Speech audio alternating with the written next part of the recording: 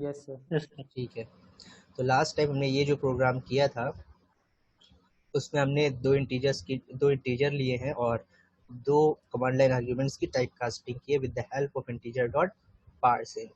और ये आउटपुट ये हमने जो है स्टेटमेंट प्रिंट कराए थे ए प्लस बी और उसकी लेंथ। तो यहाँ पर आप देखें तो हम यूज सिर्फ दो का कर रहे हैं, but length of the argument array is 4। जब आप इसको रन कराएंगे तो प्रिंट होगा। ओके, तो आप आउटपुट देख सकते हो 24 और 4 है। Okay, so the next thing is Java keywords। तो जावा कीवर्ड्स क्या होते हैं? तो जावा कीवर्ड, जावा में जो है कुछ वर्ड्स जो होते हैं वो रिजर्व्ड होते हैं, वो आप एज एन आइडेंटिफायर यूज नहीं कर सकते। You can not use keywords as identifiers. इसका क्या मतलब है? आइडेंटिफायर्स क्या होते हैं? हम किसी चीज को आइडेंटिफाई करने के लिए जो नेम देते वेरिएबल्स हैं। होते हैं। वेरिएबल्स भी होते हो सकते हैं, मेथड्स भी हो सकते हैं, क्लास भी हो सकते हैं। ठीक है, हम किसी भी एंटिटी को, हम एंटिटी कहेंगे यहाँ पर, किसी भी एंटिटी को अगर हमें आइडेंटिफाई करना होता है जावा में और हम उसको अपनी तरफ से कोई नाम देना चाहते हैं तो हम कीवर्ड्स को छोड़ के कोई भी नाम दे सकते हैं। अब ये एंटिटी आपका वेरिएबल भी हो सकता है, या आपकी एंटिटी मेथड भी हो सकती है, ठीक है, या क्लास भी हो सकता है, इंटरफेस भी हो सकता है। ये सारी चीज़ें होती हैं। यानी कि अगर आप जो है कुछ नाम देना चाहते हो किसी एंटिटी को तो आप कुछ भी नाम दे सकते हो, बस वो कीवर्ड्स नहीं होने चाहिए। जावा में कुछ कीवर्ड्स आप लोगों ने देखे ही हैं, जैसे आपका इंट हो गया, ये एक कीवर्ड है। आप नहीं कह सकते कि इंट इंट इक्वल्स टू 5, ठीक है। आप ये जो है वेरिएबल का नाम नहीं दे सकते। सॉरी,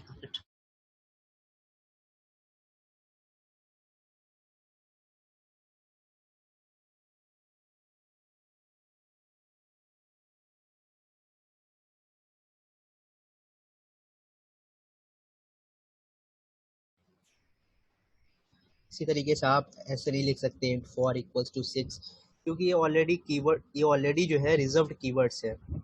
आप जो है एज अ वेरिएबल यूज नहीं कर सकते इन सारे कीवर्ड्स को। इसी तरीके से आप कहो कि हम जो है क्लास का नाम दे दें, क्लास का नाम दे दें यहाँ पर इंट, तो आप नहीं दे सकते, ठीक है। ये सारे कीवर्ड्स और आप इनका यूज नहीं कर सकते। तो जावा में काफ़ी सारे कीवर्ड्स हैं, जैसे कि आपका एब्स्ट्रैक्ट हो गया, अजर्ट, बूलियन, ब्रेक, बाइट हो गया, केस, कैच, कैरेक्टर, बहुत सारे कीवर्ड्स हैं, ठीक है। तो आप बेसिकली कीवर्ड्स का यूज नहीं कर सकते एज आइडेंटिफायर्स। आइडेंटिफायर्स आपके वेरिएबल्स, मेथड, क्लास, इंटरफेस कुछ भी हो सकता है, ठीक है, जो भी जावा एंटिटीज होती है। ये तो होगी जावा कीवर्ड्स की बात, ठीक है। अब आते हैं ज़रा जावा में डेटा टाइप्स में। जावा डेटा टाइप्स, तो आप लोगों ने अपने सी लैंग्वेज में भी पढ़ा होगा कि जो है अगर हमें कोई भी वैल्यू सेव करनी है, कोई भी वो स्ट्रिंग वैल्यू हो या फिर वो इंटीजर वैल्यू हो, तो हमको जो है पहले उसका डेटा टाइप डिफाइन करना होता है। तो जावा में कुछ डेटा टाइप्स होते हैं। आपके बाइट हो गया आपका, ठीक है, जो कि क्या करता है, आपका 8 बिट्स तक के नंबर को स्टोर कर सकता है। इसी तरीके से आपका शॉर्ट हो गया, शॉर्ट 16 बिट्स तक के इंटीजर को स्टोर कर सकता है। इंट हो गया, इंट 32 बिट्स के। तो ये मुझे कोई बताएगा कि एक बिट में कितने बाइट, सॉरी, एक बाइट में कितने बिट्स होते हैं? वेरी गुड, 8 बिट्स होते हैं, ठीक है। तो यहाँ पर अगर मैं लिख रहा हूँ कि इंट 32 बिट्स लेता है तो एक टोटल कितनी बाइट्स हो गई? 4 4 बाइट। 4 तो 4 बाइट्स लेता है। अब यहाँ पर एक चीज ये है कि it depends compiler to compiler, ठीक है। आपसे अगर कोई पूछता है कि कितने बाइट का इंटीजर होता है जावा में, तो जनरली 32 होता है जो हमारे कंपाइलर बनाए जाते हैं, लेकिन it depends on the compiler, ठीक है। कंपाइलर जो बना रहा है वो इंटीजर की साइज को 64 बिट भी रख सकता है, ठीक है। तो ये अगर कोई पूछता है कि आप कितने बाइट का होता है तो आप ये कहेंगे कि डिपेंड्स ऑन द कंपाइलर। ये कुछ डेटा टाइप्स हैं जो कि जावा में यूज़ होते हैं, वो मैं आपको बता दे रहा हूँ। 16 बिट्स कैरेक्टर लेता है और इसी तरीके से जनरली जो होता है वो बूलियन आपका 1 बिट होता है। तो जावा में कितने डेटा टाइप्स हैं? आपका बाइट हो गया, short, int, long, float, double, character, Boolean. तो अगर आपको जो है यहाँ पर आप देखिए, मान लीजिए 8 बिट्स हैं, तो with the help of 8 bits आप कितने नंबर जनरेट कर सकते हो बाइनरी में?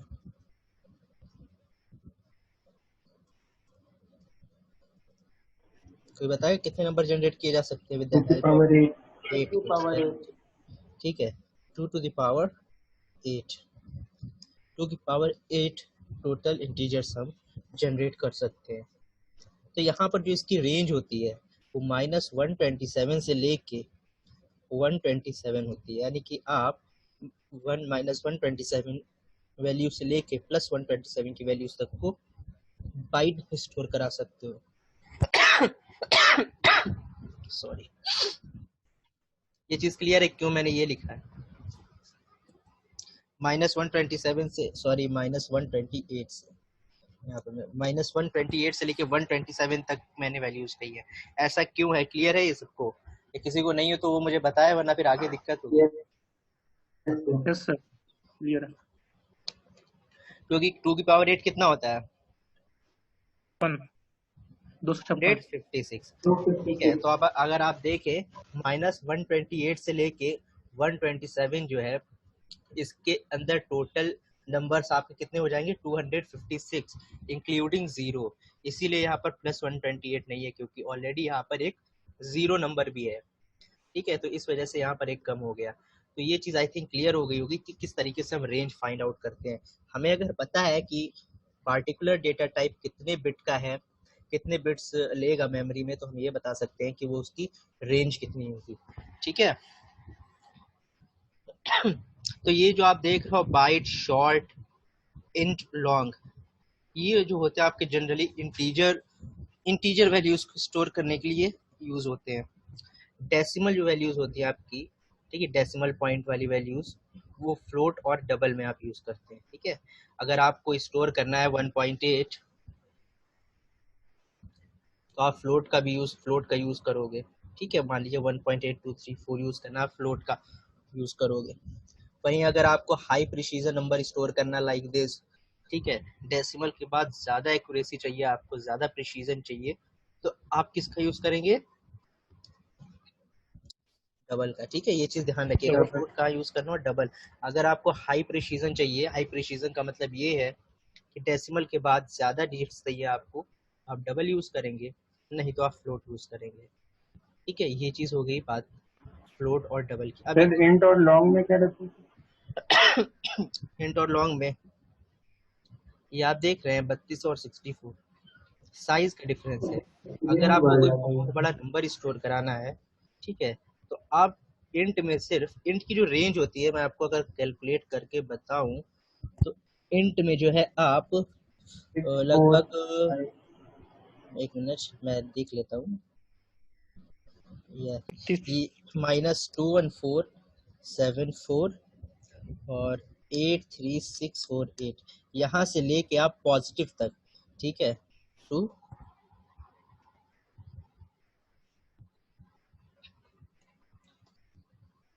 यहाँ तक जो है आप नंबर जो है स्टोर कर सकते हो।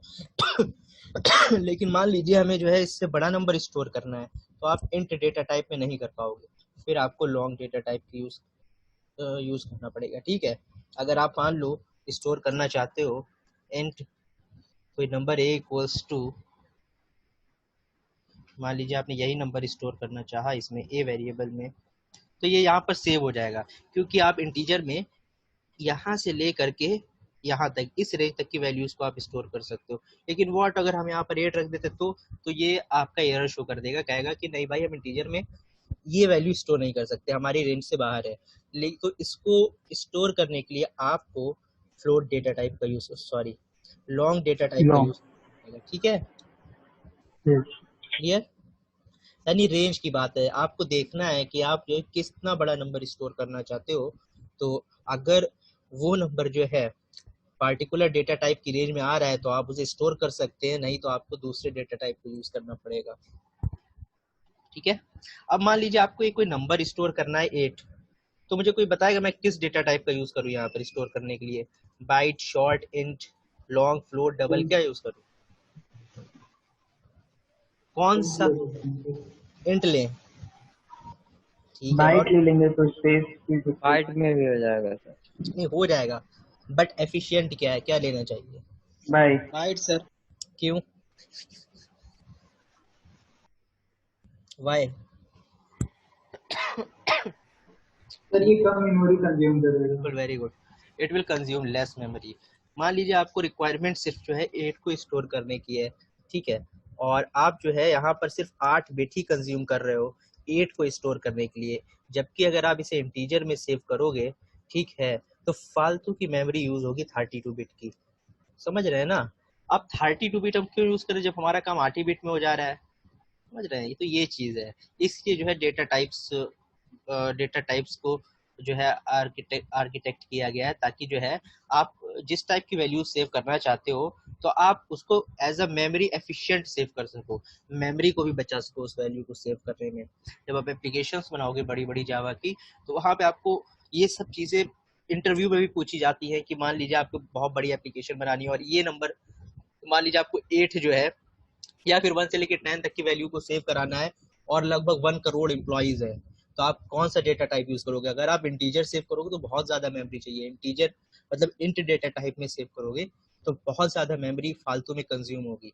अगर आप बाइट यूज करोगे तो बहुत सारी मेमोरी को आप बचा लोगे। तो ये सारी चीजें होती हैं, ठीक है। तो आई थिंक ये क्लियर हो गया होगा कि ये जो है हम इंटीजर सेव करने के लिए 3 डेटा टाइप्स का यूज करते हैं, byte, short, sorry 4 data types का यूज करते हैं, बाइट, शॉर्ट, इंट और लॉन्ग। वहीं अगर हमें डेसिमल पॉइंट वैल्यूज सेव करनी है तो फ्लोट और डबल यूज करेंगे। और अगर मान लीजिए कोई हमें कैरेक्टर यूज करना है, ठीक है, तो हम जो है कैर कीवर्ड का कैर डेटा टाइप का यूज करेंगे। वहीं अगर ट्रू फॉल्स सेव करना है हमको तो बूलियन सेव करेंगे। तो यहाँ पर एक जो नया डेटा टाइप आपको देखने को मिल रहा होगा वो है आपका बूलियन, ठीक है। बूलियन में क्या होता है, आप सिर्फ 2 ही वैल्यू सेव कर सकते हो। फॉर एग्जाम्पल मैंने लिखा boolean is true, boolean b ले लेते हैं इक्वल्स टू, या तो आप ट्रू सेव कर सकते हो, ठीक है, या तो आप जो है फॉल्स सेव कर सकते हो। ये ध्यान रहे आप इस तरीके से लिखेंगे, ट्रू का टी छोटा होगा और फॉल्स का एफ छोटा होगा, स्मॉल लेटर्स में होने चाहिए basically. Is it clear? Clear है सबको? अब बात करते हैं डिफॉल्ट वैल्यूज की। डिफॉल्ट वैल्यूज क्या क्या होती हैं? डिफॉल्ट वैल्यूज का मतलब ये है कि मान लीजिए जो है आप इसको इनिशियलाइज नहीं करते हैं। फॉर एग्जांपल आपने जो है लिखा इंट ए, ठीक है, जो इंटीजर की डिफॉल्ट वैल्यू क्या होगी अगर आपने इसे इनिशियलाइज नहीं किया है? क्या होगी, किसी को पता है? तो इंटीजर की जो डिफॉल्ट वैल्यू होती है वो है 0, ठीक है। बोलिए। डिफॉल्ट वैल्यू या सर ये वैल्यू का मतलब क्या है, साइज या फिर जो हम उसमें ठीक है, वैल्यू स्टोर हो? जैसे आपने लिखा इंट ए इक्वल्स टू 5, तो अभी ए की वैल्यू क्या है? ए की वैल्यू क्या है? 5, 5 सर। लेकिन आपने इसे इनिशियलाइज नहीं करा, आपने लिख दिया सिर्फ इंट ए। अब डिफॉल्ट वैल्यू, इसकी डिफॉल्ट वैल्यू का मतलब ये आप असाइन नहीं करेंगे तो वो कौन सी वैल्यू एक्सेप्ट करेगा, ठीक है। यानी कि अगर आप इसे असाइन नहीं करते तो ये एक जनरल वैल्यू ले लेगा अपने आप ऑटोमेटिकली, वो होगी 0। इसे हम डिफॉल्ट वैल्यू कहते हैं। अभी हम जब एरे पढ़ेंगे तो इसका यूज देखेंगे, ठीक है, कि किस तरीके से जो है डिफॉल्ट वैल्यूज ऑटोमेटिकली यूज होती हैं, मतलब कि आप उन्हें इनिशियलाइज नहीं करते हो तब। एक केस देख लेते हैं, जैसे आपने यहाँ पर लिखा, आप एक एरे जब बनाते हो जावा में लिखते हो int a is equals to new int 5। अभी जब एरे पढ़ेंगे तब हम इसको देखेंगे और अच्छे से। तो बेसिकली जावा में इस टाइप से कुछ एरे बनाते हैं जहां पर हमारा एरे का नाम ए है और आपने न्यू कीवर्ड से इनिशियलाइज किया है इंट 5, यानी 5, यानी कि हमारा जो एरे का साइज होगा वो होगा 5। लेकिन आप अगर इससे कोई वैल्यूज इनिशियलाइज नहीं करोगे और इससे जो आप प्रिंट करने की कोशिश करोगे एरे के वैल्यूज को, तो क्योंकि आपने एरे की कोई भी वैल्यूज नहीं दी है तो वो 0 प्रिंट होगा, ठीक है, 0 0 0 0, यानी 5 एलिमेंट्स हमारे इनिशियलाइज ऑटोमेटिकली हो जाएंगे 0 पे। समझ रहे हैं आप? यानी ऑटोमेटिक इनिशियलाइजेशन हो जाएगा अगर आप जो है कोई भी इनिशियल वैल्यू प्रोवाइड नहीं कराते हो, ठीक है। तो ए की जो डिफॉल्ट वैल्यू होती है वो 0। इसमें कोई किसी को प्रॉब्लम है क्या? प्रॉब्लम है तो हम इसे प्रोग्राम से आगे देखेंगे, ठीक है। हम इसके प्रोग्राम जब करेंगे तो आप इस चीज को देखेंगे। तो इंटीजर हो गया आपका, शॉर्ट हो गया, ठीक है। फिर आपका जो है बाइट हो गया और लॉन्ग हो गया, ये सब की डिफॉल्ट वैल्यू 0 होती है, ठीक है। फ्लोट और डबल की जो होती है वो 0.0 होती है। इस चीज को थोड़ा याद रखिएगा कि जो डिफॉल्ट वैल्यू होती है इंटीजर्स की, या आप नंबर कह लीजिए, तो नंबर ये बाइट, शॉर्ट, इंट और लॉन्ग की 0 होती है। वहीं पर अगर हम डेसिमल्स की बात करते हैं तो फ्लोट और डबल की 0.0 होती है, ठीक है। फिलहाल कैरेक्टर का भी छोड़ देते हैं क्योंकि कैरेक्टर की काफ़ी अस्थाई वैल्यू एक होती है, वो मैं आपको बताऊंगा बाद में। बूलियन की जो होती है वो होती है फॉल्स, ठीक है। बूलियन की जो डिफॉल्ट वैल्यू क्या होती है? फॉल्स। ये चीज़ ज़रूर याद रखिएगा, ये बहुत यूज़ करेंगे हम आगे, जो बूलियन की डिफॉल्ट वैल्यू क्या है, ठीक है। ओके, अब नेक्स्ट मूव करते हैं। तो नेक्स्ट जो आपका आता है वो आता है टाइप्स ऑफ वेरिएबल, ठीक है। वेरिएबल्स के कितने टाइप होते हैं? अच्छा, किसी को इसमें कोई दिक्कत तो नहीं कि वेरिएबल्स क्या होते हैं?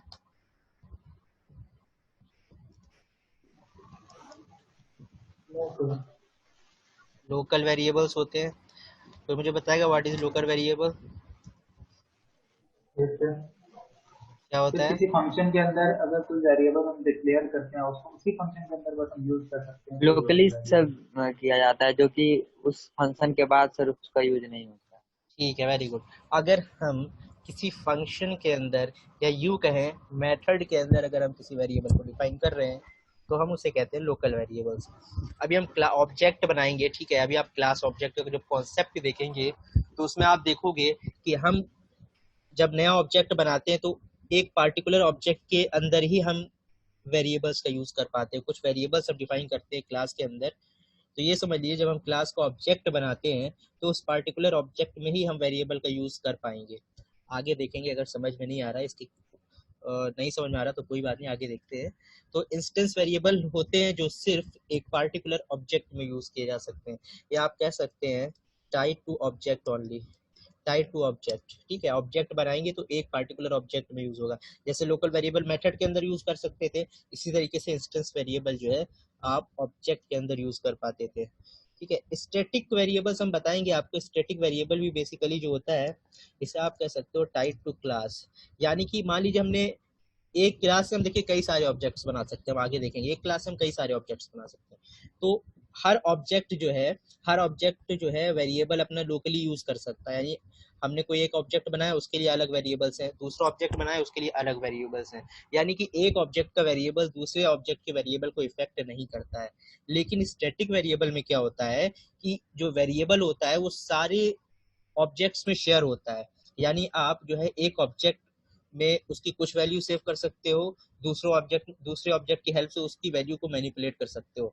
इसको आप ऐसा समझ लो, एक सिंपल, कि बहुत सारे स्टूडेंट्स है, एक एक क्लास है, ठीक है। एक क्लास है, मैंने जो है सबको एक एक पेन बांट दिया, तो सबका जितने भी स्टूडेंट है वो क्या है, आपके ऑब्जेक्ट है। तो अब सारे स्टूडेंट्स के पास अपना अपना पेन है, वो चाहे तो कम यूज करे, वो चाहे तो ज्यादा यूज करें। दूसरा स्टूडेंट उसको यूज नहीं करेगा, ठीक है, कोई इफेक्ट नहीं पड़ेगा उसके पेन पे। लेकिन स्टैटिक वेरिएबल क्या है, मान लीजिए एक ही पेन मैंने दे दिया, तो आप एक पेन पूरी क्लास को यूज करना है, आप सारे ऑब्जेक्ट्स जो है उस पेन का यूज करेंगे। तो जाहिर सी बात है, हम अगर यूज करेंगे, हम उसे मॉडिफाई कर सकते हैं, मॉडिफाई कर हम उससे कुछ यूज करेंगे तो वो खत्म होगा। दूसरे ऑब्जेक्ट, दूसरे को हमने पेन दे दिया, वो उसको और खत्म कर देगा। तो यानी कि वो शेयर्ड हो जाता है। एक तरीके से समझिए, एक ऐसा वेरिएबल जो सारे ऑब्जेक्ट्स में शेयर्ड हो जाता है उसे हम स्टैटिक कहते हैं, ठीक है। ये अगर नहीं समझ में आ रहा तो हम जब पढ़ेंगे इस क्लास और ऑब्जेक्ट का कॉन्सेप्ट तो ज्यादा अच्छे से इसको समझ में आएगा। फिलहाल आप इतना याद रखिए कि जावा में 3 टाइप के वेरिएबल होते हैं: लोकल वेरिएबल्स, इंस्टेंस वेरिएबल और स्टैटिक वेरिएबल्स। जितने लोग यहाँ पर पढ़ रहे हैं ना, 7 लोग, तो आप लोग मुझे अपना मेल दे दीजिएगा, मुझे पर्सनली मेल दे दीजिएगा। मैं क्या करूँगा, ग्रुप पे तो नहीं, पर आप लोगों को एक पीपीटी शेयर करूँगा। उस पीपीटी में जो भी मैं पढ़ा रहा हूँ वो सारी चीज़ें होंगी। एक चीज़ ध्यान रखिएगा बस, वो पीपीटी आप किसी को शेयर मत कीजिएगा, क्योंकि वो ऑलरेडी जो है पीपीटी किसी ऑर्गेनाइजेशन की है, ठीक है। तो जो मैंने पढ़ा है बहुत ही अच्छे वे में उसमें लिखा हुआ है, तो मैं वो आपको शेयर कर दूंगा। वो किसी को आप शेयर मत कीजिए, वो आप लोग मुझे पर्सनली मेल ड्रॉप कर दीजिएगा मेरे व्हाट्सएप पे, मैं आपको पर्सनली सेंड कर दूंगा जितने लोग पढ़ रहे हैं। ओके, तो now the next thing is, ये तो जावा डेटा टाइप्स की मैंने बात कर ली, कितने डेटा टाइप होते हैं, उसके बाद डिफ़ॉल्ट वैल्यूज़ क्या होती हैं और टाइप्स ऑफ वेरिएबल्स क्या होते हैं। ठीक है, अब एक चीज़ जो आती है वो सबसे important cheese, important in the sense मतलब कि यूज़ बहुत होता है उनका, ऑपरेटर्स का यूज़ होता है। तो संगम ने तो तुरंत ही हमको मेल ड्रॉप कर दिया है। चलो ठीक है, ऑपरेटर्स में आपको मैं नहीं बताऊंगा कि अर्थमेटिक ऑपरेटर्स क्या होते हैं, क्योंकि आप लोग इससे अच्छे तरीके से जो है जानते हैं इसे अच्छे तरीके से कि अर्थमेटिक ऑपरेटर्स क्या होते हैं। किसी को इसमें कोई डाउट है कि अर्थमेटिक ऑपरेटर्स क्या होते हैं? Plus minus multiply divide modulus, किसी कोई प्रॉब्लम इसमें? No sir. उसके बाद आता नो है सर। आपका यूनरी ऑपरेटर। ठीक है, यूनरी ऑपरेटर में आपका क्या होता है पता है किसी को? नहीं पता तो आपको मैं बता दूं इसमें, तो जिसमें स्विचिंग करते हैं लेफ्ट स्विच राइट स्विच। जैसे मान लीजिए आप कोई नंबर सेव कर रहे हो प्लस ए, तो उसका कोई मतलब नहीं, वो एक पॉजिटिव नंबर है। माइनस ए, यानी कि माइनस ए में कोई भी मतलब आप इंटीजर जो है आप जो है कंसीडर कर सकते हो। माइनस ए यानी -2, -3, -4, ये सब यूनरी ऑपरेटर्स कहलाते हैं। ठीक है, वैल्यूज को डिनोट करने के लिए अगर निगेटिव वैल्यूज है तो उससे पहले माइनस लगा देते हैं। सिंपली इस तरीके से आप इसको समझ सकते हो। उसके बाद जो है आपका जो सबसे इम्पॉर्टेंट होता है और ज़्यादा कंफ्यूजिंग, लोग उसमें बहुत ज़्यादा कंफ्यूज होते हैं, वो आपका इंक्रीमेंट ऑपरेटर। बहुत से लोगों को पता होगा कि इंक्रीमेंट ऑपरेटर क्या होता है। प्लस प्लस ए या कह सकते हो या माइनस माइनस ए कह सकते हो आप इसको। So this is increment operator. इसी तरीके से आपका एक होता है डिक्रीमेंट ऑपरेटर, और डिक्रीमेंट ऑपरेटर का मतलब, तो सॉरी यहाँ पर गलत हो गया, इंक्रीमेंट ऑपरेटर। आप लोग देखते रहें, अगर कोई मिस्टेक हो रही है तो उसको बता दिया करें। सो डिक्रीमेंट ऑपरेटर में आपका माइनस माइनस ए हो गया या फिर ए माइनस माइनस। तो इसमें किसको कुछ समझना है इन चारों ऑपरेटर्स के बारे में, तो मैं इसको बताता हूँ। इसको इसमें किसी को प्रॉब्लम है क्या इंक्रीमेंट और डिक्रीमेंट की, तो बता दे, मैं इसको एक्सप्लेन कर देता हूँ। No sir. सऊद? नहीं सर। नहीं पक्का? और ये हाँ सर। संगम, कोई दिक्कत इसमें? नो सर, पता है। प्री है, पोस्ट है। इंक्रीमेंट डिक्रीमेंट दो ही तो अश्वनी, आप लिखे हैं सर। कोई प्रॉब्लम नहीं। कोई प्रॉब्लम नहीं तो मैं इसको स्किप कर दूं, कोई दिक्कत नहीं है? Yes sir. Yes sir. ठीक है, now the next operator is relational operator. So relational operator क्या होता है, कोई मुझे बताएगा?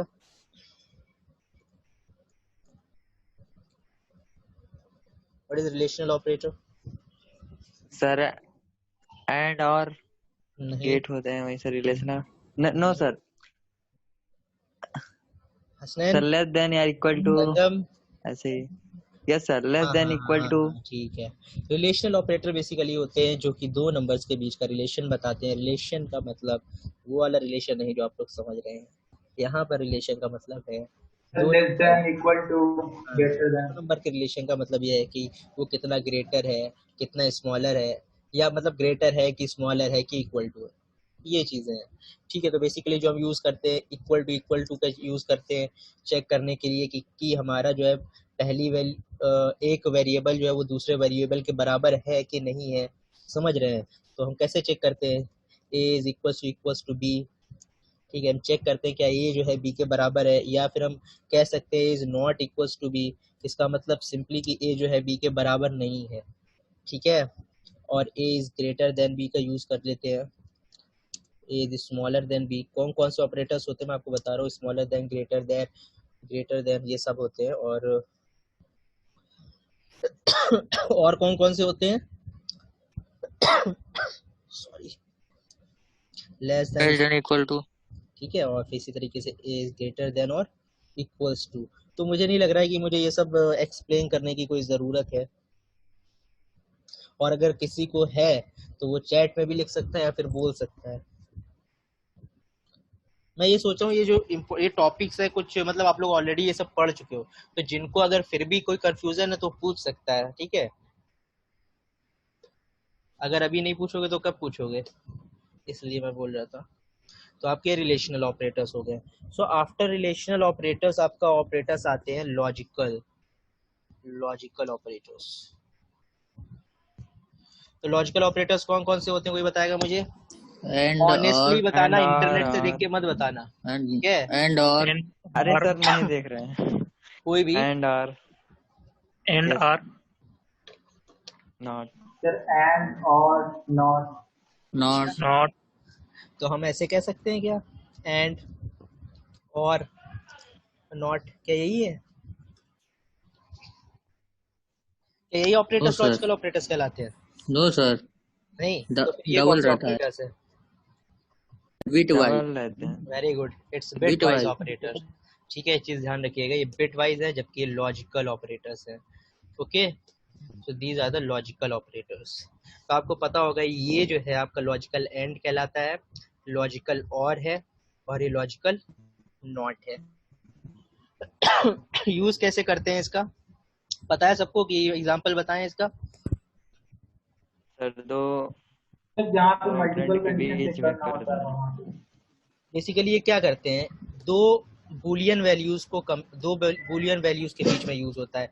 जैसे कि मैंने कहा कि a and sorry and b. अब मान लीजिए ए और बी की वैल्यूज पे डिपेंड करता है कि इसका रिजल्ट क्या होगा। फॉर एग्जांपल हमने पहले केस में ए को ले लिया ट्रू और बी को भी ले लिया ट्रू, ये दोनों बूलियन वैल्यूज हैं, इस चीज को ध्यान रखिएगा, ठीक है?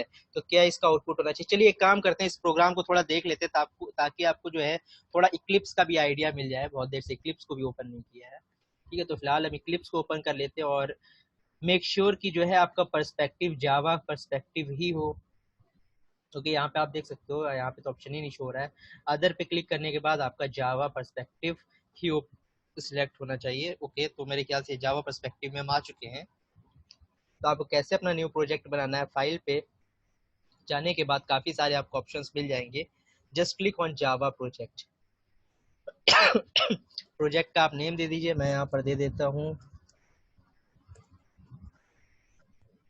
जावा training. Okay, so let me finish. तो अब यहाँ पे आप देख रहे हो कि जावा ट्रेनिंग का जो है आपका एक फोल्डर बन चुका है। आप जब इसे ओपन करोगे तो काफ़ी दो चीज़ें इसमें। एक तो आपको JRE सिस्टम लाइब्रेरी दिखने को मिलेगी, जिसका जो आप जब आगे पढ़ोगे तो ज़्यादा इसे समझ पाओगे, फिलहाल आप इसको स्किप कर दो। और यहाँ पे आपको एक और चीज़ देखने को मिल रही है जिसका नाम है SRC, ठीक है? तो सारे जो जावा के प्रोग्राम होते हैं बेसिकली वो हम इसी फोल्डर के अंदर बनाते हैं। कैसे बनाना है? जावा ट्रेनिंग पे आप जो क्लिक करेंगे, आपने एक सिर्फ प्रोजेक्ट बनाया है। प्रोजेक्ट बनाने के बाद आप अपने प्रोजेक्ट फोल्डर में जाके राइट क्लिक कीजिए, न्यू पे क्लिक करने के बाद आपको सिलेक्ट करना है क्लास। क्या सिलेक्ट करना है आपको? क्लास। क्लास सिलेक्ट करने के बाद आप अपनी क्लास का नाम दे सकते हैं बेसिकली। तो मैं यहाँ पर अपनी क्लास का नाम दे देता हूँ, क्लास का नाम दे देता हूँ फर्स्ट क्लास। ओके, मैंने क्लास का नाम दे दिया फर्स्ट क्लास। उसके बाद बाकी चीज़ों को आप स्किप कर दो, ठीक है? मैंने यहाँ पर स्किप कर दिया, फिनिश कर देता हूँ यहाँ पर। और फिनिश करने के बाद कुछ इस तरीके से आपके सामने ये कुछ सेट ऑफ कोड लिखा हुआ मिल जाएगा, ठीक है? क्योंकि आपने ऑलरेडी बता दिया था कि आपकी क्लास का नाम क्या होना चाहिए। So Eclipse will automatically create a class for you.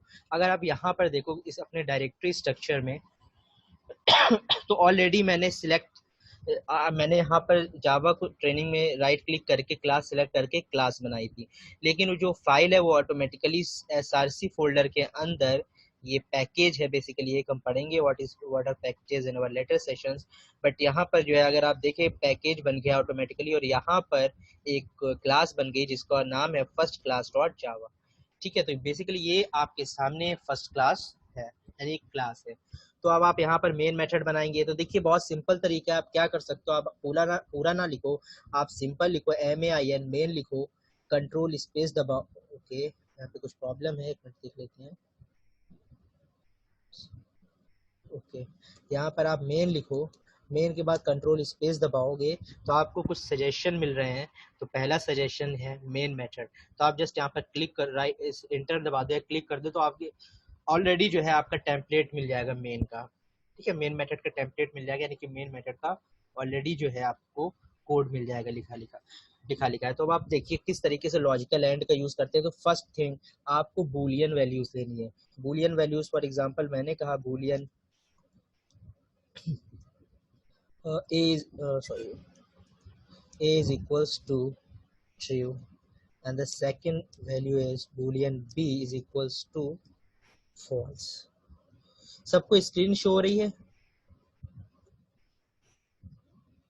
अब देखिए आपको system dot out dot print L पूरा लिखने की कोई जरूरत नहीं है। आप क्या लिखे SYSOUT सिस आउट लिखिए, कंट्रोल स्पेस दबाइए, ठीक है।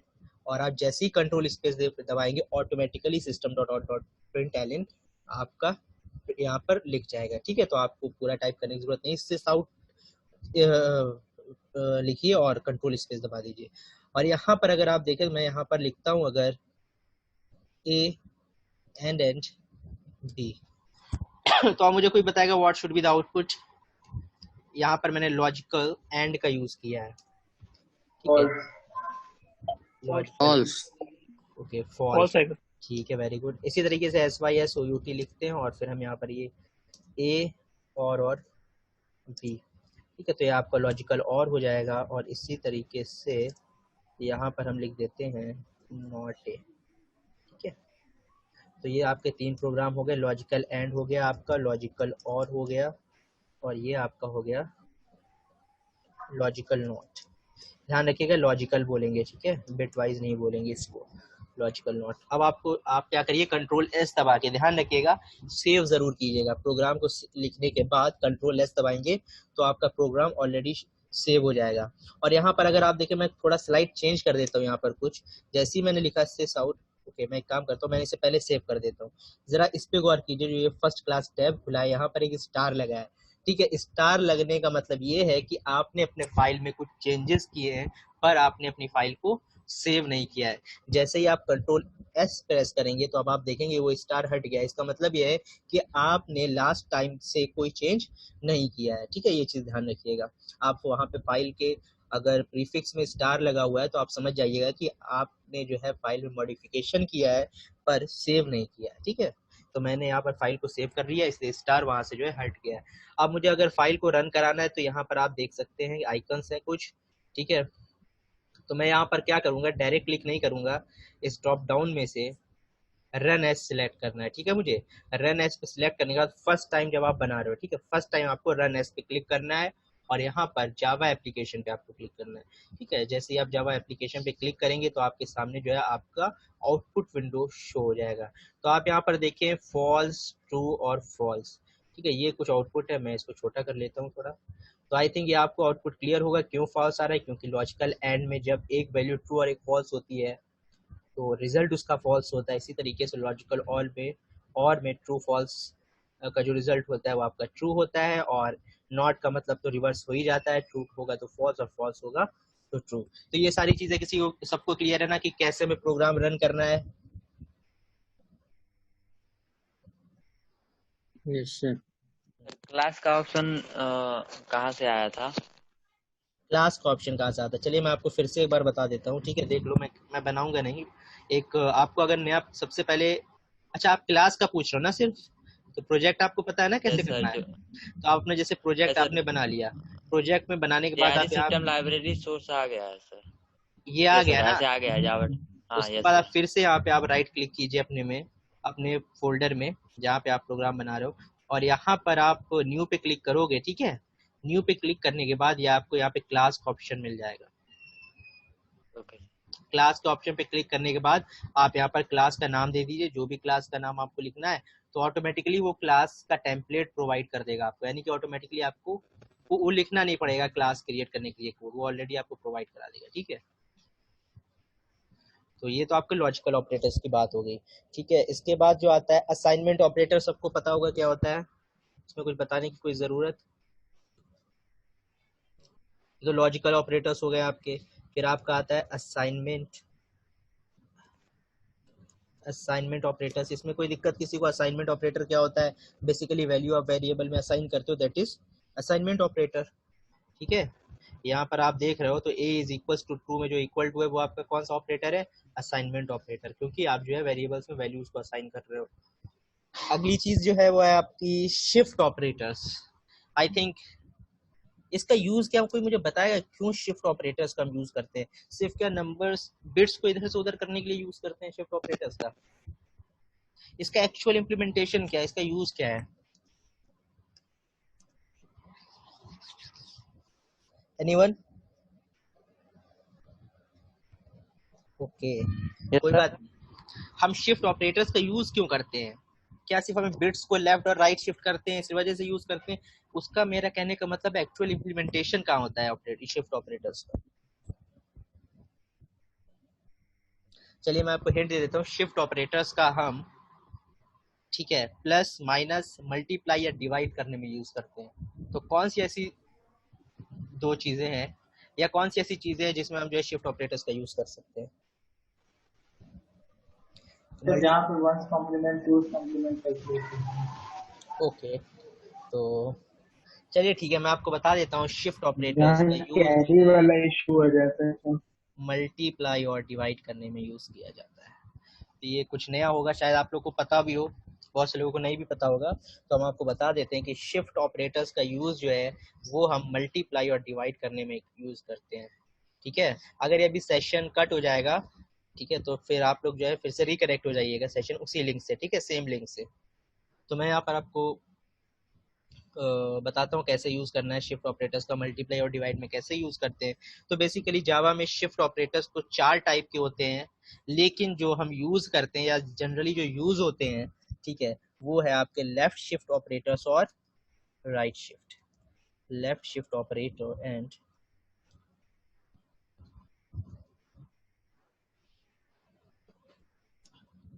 Right shift operators. Okay, so these are the operators that we generally use in Java. अब यहाँ पर अगर आप देखें तो लेफ्ट शिफ्ट का ऑपरेटर का जो यूज होता है बेसिकली वो आपका मल्टीप्लाई करने के लिए यूज होता है। बताएंगे अभी कैसे मल्टीप्लाई के लिए यूज होता है, और जो आपका राइट शिफ्ट ऑपरेटर है वो डिवाइड में यूज होता है। ये कैसे होता है मैं आपको बताता हूँ। और यहाँ पर एक चीज गौर करने की बात यह है कि मल्टीप्लाई से मेरा मुराद ये है या मेरा मतलब ये है मल्टीप्लाई विथ 2 और डिवाइड बाई 2। ठीक है, या तो आप जब आपको 2 से कोई चीज डिवाइड करना होता है या 2 से कोई चीज जब आपको मल्टीप्लाई करना होती है, तब आप जो है राइट शिफ्ट ऑपरेटर्स का यूज करते हो। आपने गौर किया होगा कि आपकी जो मेमोरी होती है कंप्यूटर